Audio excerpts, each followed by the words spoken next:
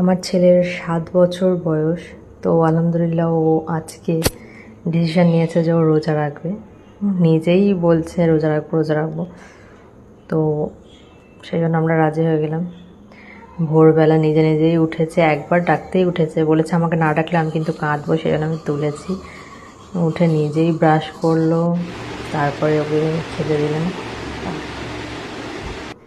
রোজা রাখতে পারছো? আমি বারবার সারাদিন জিজ্ঞাসা করছিলাম যে রাখতে পারবে তো, কষ্ট হচ্ছে?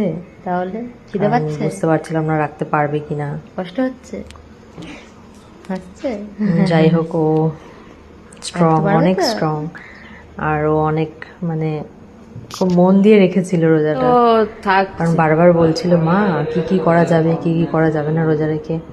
তোর মামা তো শুনেই এত কিছু নিয়ে এসেছে, ইফতারের সমস্ত জিনিস নিয়ে এসেছে, আরও অনেক জিনিস এনেছে, সেগুলো মানে আর দেখানো হয়নি, ভিডিও করা হয়নি। তো আমিও এইভাবে সাজিয়ে দিয়েছি যাতে ও হ্যাপি হয়। একটু তো এফোর্ট আমাকেও দিতে হবে। তো এই যে আজান হচ্ছে, এবারে রোজাটা খুলেছে। ও সত্যিই রোজাটা রাখতে পেরেছে, আমি তো খুবই খুশি। সবাই ওর জন্য দোয়া করবেন। আলহামদুলিল্লাহ।